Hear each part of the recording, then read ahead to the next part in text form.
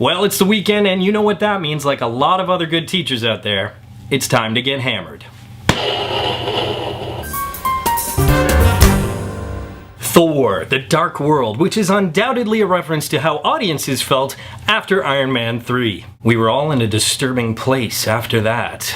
If you've seen my Iron Man 3 review, then you know that my biggest complaint is that living in a post-Avengers world, you cannot take a step back when it comes to storytelling and action in Marvel's Phase 2 films. Well, they didn't take a giant leap back, maybe just more a jump to the left.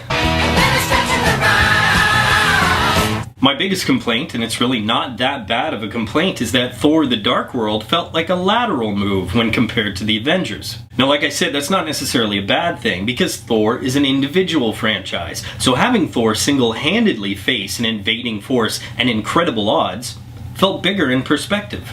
It also did what sequels should do and what Iron Man 3 tried to do, which is the hero has to lose next to everything to make his victory that much more worthwhile. Thor did suffer a little bit in terms of repetition, but considering that format really worked well for the Avengers, it was still fun. Although it didn't have the budget of the Avengers, so some things kind of suffered. Christopher Eccleston as Malekith was amazing. He was unrecognizable, stoic, powerful, and this classic character actor brought Thor a worthy villain. But his minions, the other faceless dark elves, sometimes they looked a little cheap. The way some of the extras playing the elves moved around, well, it reminded me of those really stupid foot soldiers in Power Rangers. Because my little sister watched that show. But while Malekith is equal in terms of strength and power, is it too much to ask that he's also equal in terms of motivation and backstory? Malekith is one of the only antagonists in all of the Marvel films. Thankfully, that doesn't include Daredevil, Elektra, or Fantastic Four. That doesn't have a fleshed out backstory. Sure, at the beginning of the movie they have Odin narrating some exposition-heavy fable about what he's tried to do in the past. Which is basically what he tries to do again in this movie. But they never truly say why. They just say he's tried to cover the world in darkness. I guess because he's a dark elf. So the audience just has to sit back and accept the fact he's evil. That, however, was where the poor writing ended. In fact, in a movie genre where I pretty much have a handle on things, they even silenced my cynicism. I had thought that the writers of Thor 2 not only brought us a one-note villain, but once again brought us a nondescript weapon of evil. In Captain America and the later Avengers films, we've already seen the Tesseract, which basically looks like the devil's ice cube. Again, we're never really shown what it truly does. We're shown what the Red Skull can do with it, but basically it's just an evil battery. In this film, Malekith tries to control the Ether, another presumably evil force, which basically looks like Satan's strawberry jam.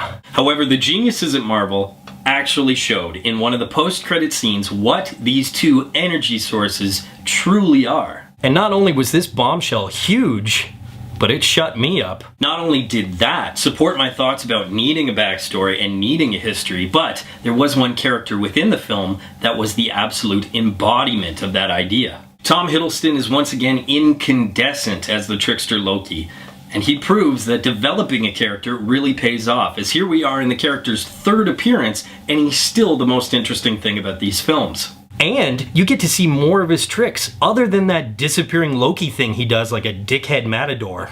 The family dynamic and the tension that it creates was absolutely brilliant in the first Thor, and made Thor, Odin, and Loki very well layered characters. In the Dark World, the family dispute is far from over, and we get to see so much between Odin and Thor, Loki and his mother, and of course, the two brothers. It's brilliant because Marvel has taken godlike creatures and made them relatable. You think your family Christmas is awkward. But Thor wasn't the only one to lose something in this film, and because of that we get to see a new side of Loki. We get to see his sadness, his anger, his frustration, and his vengeance. But there were highs with those lows. I could not get enough of the scenes between Loki and Thor. Mostly because Hiddleston was absolutely hilarious. Well, this has quickly become all about Loki, so if you haven't guessed it, once again Hiddleston knocks it out of the park, just like the Avengers.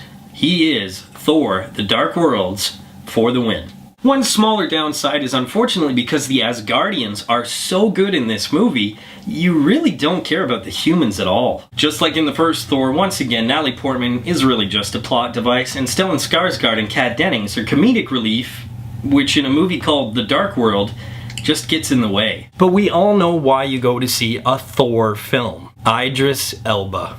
I just wanted to mention him. Dude's a really damn good actor.